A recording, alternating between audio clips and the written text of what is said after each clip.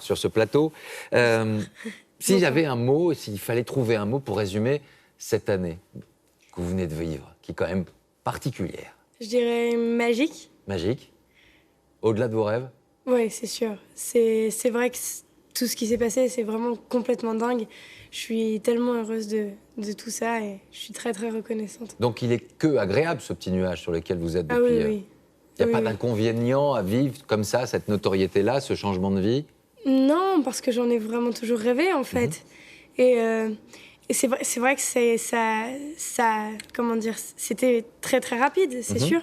Mais je suis très bien entourée et du coup, ça s'est passé en douceur. Louane, c'est pas votre vrai prénom, c'est un pseudonyme, c'est un raccourci de 2 prénoms? Oui, c'est un raccourci de 2 prénoms, de mon prénom et du prénom de ma petite sœur. Est-ce que cette Louane, elle prend le pas sur Anne, qui est votre vrai prénom? Est-ce que cette artiste-là, qui est Louane, qui est vous, bien sûr, elle prend un peu le pas parfois sur... On dirait de la schizophrénie. Non. Non, mais c'est la même chose. Hein. C'est pas parce que sur scène, j'ai un nom différent de mon vrai prénom qu'il y a des choses qui changent. Je suis une seule et même personne, c'est juste le nom qui diffère. Et cette artiste-là, elle prend pas le pas sur l'adolescente, elle étouffe non, pas l'adolescente. Absolument pas. Alors, on va jeter un petit coup d'œil sur toute cette carrière. Et puis, cette histoire-là, à quoi ressemble la vie de Louane et Mera? Reportage Pascal Deschamps. Et on se retrouve juste après, Anthony Joly et Fabien Tormos. Louane a le trac. Ce soir, elle va rencontrer son public, 300 fans impatients. Dépêche-toi. Car elle a beau avoir séduit des millions de spectateurs et téléspectateurs, le temps est venu pour elle d'affronter la scène. C'est le jour 1, celui qu'on retient. L'occasion d'éprouver les tubes, déjà, de son premier album. Tu me remplaces. J'espère que tu vas souffrir et que tu vas mal dormir. Pendant ce temps, je vais écrire pour demain l'avenir. J'espère que tu vas souffrir et que... Elle chante l'avenir, elle dont le passé récent n'aura pas été avare de grands drames, avec la perte de ses parents et de vrais miracles. C'est parce qu'elle savait chanter qu'elle fut choisie pour incarner Paula dans la famille Bélier. Mes chers parents, je pars. Je vous aime et je pars. Vous n'aurez plus d'enfants ce soir. Je ne m'enfuis pas. Suivront 7 millions de spectateurs et un César qui la laissera presque sans voix. Bah papa, maman, c'est pour vous. Louane n'est pas seulement devenue célèbre, elle est devenue populaire parce que, comme le disent les professionnels, elle est restée elle-même.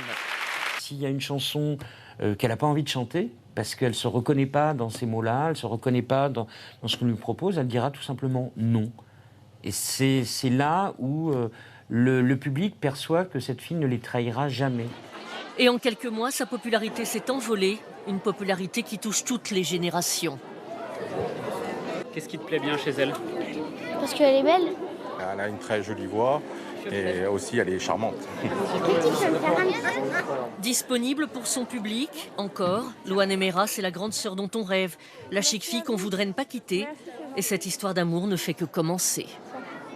Salut tout le monde.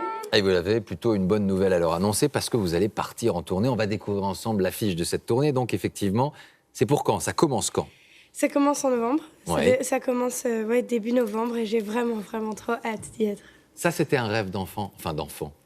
C'est un rêve si proche. C'est vrai que j'ai commencé à en rêver enfant, mais Ouais. ça a toujours été un rêve. C'est un rêve que j'ai depuis toujours. C'est vrai que c'est aussi pour ça que je fais ce métier. Et d'ailleurs, c'est même surtout pour ça que je fais ce métier. Parce que en général, quand on fait un album, c'est après pour Aller sur scène. pouvoir aller À sur la scène. rencontre du public. Vous vous souvenez de cette photo? Oui. Ouais, c'était il n'y a pas si longtemps, finalement. Je sais pas, je dois avoir 5 ans sur cette photo. Votre nounou, c'est elle qui décide, c'est elle qui vous pousse à aller faire ce concours de chant. Vous avez pu lui en reparler de tout ça, toute cette histoire? Ben oui, bien sûr. Là, ça fait longtemps que je l'ai pas appelée, elle va me tuer. Faut que je l'appelle. Mais oui, bien sûr qu'on a pu en reparler. Enfin, c'est grâce à elle. C'est elle qui m'a poussée à faire ça et je lui en serai toujours reconnaissante, quoi. Est-ce que vous êtes hyperactive? Le réalisateur, Monsieur Lartigot, qui vous a suivi pendant La Famille Bélier, il vous avait mis un coach pour parfois apaiser vos excitations sur le plateau? Ouais, et pour apprendre à jouer aussi. Ouais, c'est vrai que je suis Très active. très active, ouais. J'aime pas trop me poser. Bah, c'est plutôt une bonne nouvelle pour nous parce qu'on vous suit et on aime bien vous suivre. Il n'y aura pas de bac cette année. Il y a des dizaines de milliers de personnes qui se préparent en ce moment. Ça, c'est un choix d'adulte, se dire la musique, le cinéma, ma vie est tellement intense, forte, j'ai des choses à faire. Et le bac, ça sera pour peut-être plus tard, ou en tout cas pour le moment, c'est pause. C'était compliqué pour moi, c'est vrai, de choisir entre l'école, la musique et le cinéma. Et je me suis dit que voilà, quand on a un rêve et que voilà, le train passe, si on monte pas dans le train, on ne sait pas s'il y en aura un deuxième derrière.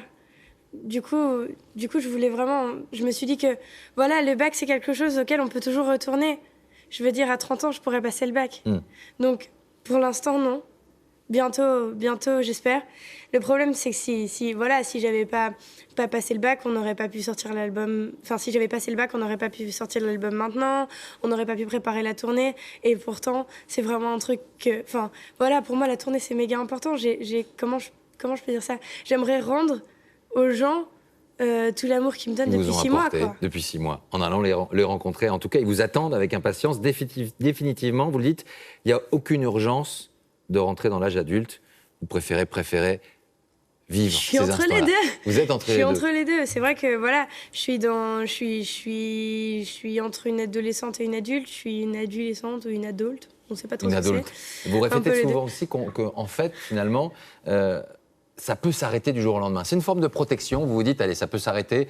Comme ça, je me prépare au cas où ça arrive. C'est pas une protection, je le sais.